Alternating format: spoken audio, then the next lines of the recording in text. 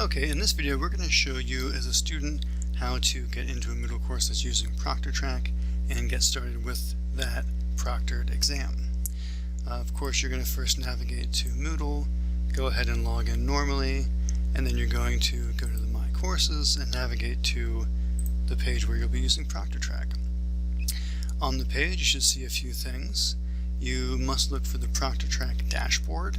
It's going to be next to this green puzzle piece, and you're going to be clicking into here to find links to any proctored quizzes. You may or may not see the Moodle quizzes on the page. If you don't worry, that's okay. You cannot use the proctored quiz by clicking in here. You must use the dashboard. So when I go into the dashboard for the first time, I'm going to see a couple of things.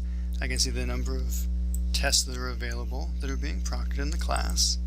I can see my baseline status, and this is going to be related to whether or not you've taken the onboarding quiz before. When you're using Proctortrack in your courses, you're going to have to do an onboarding where you'll be showing your ID, having your face scanned, and maybe giving other information, and this is so the system can identify you when you take a real exam.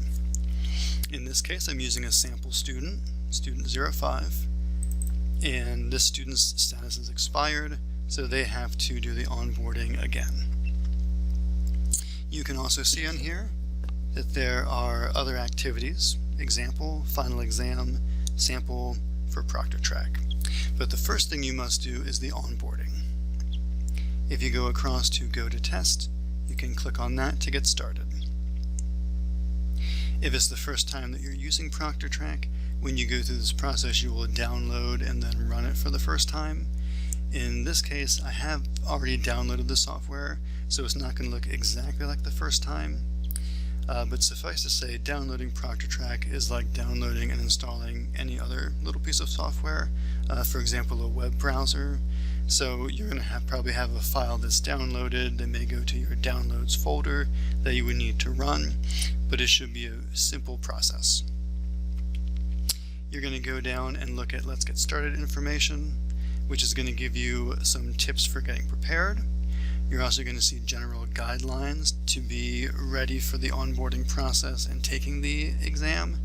And then you're going to see your instructor's guidelines for the current test. Now, so this is important because these can be customized and changed by your teacher. So this is going to tell you what you and people in your class specifically can and cannot do in the exam.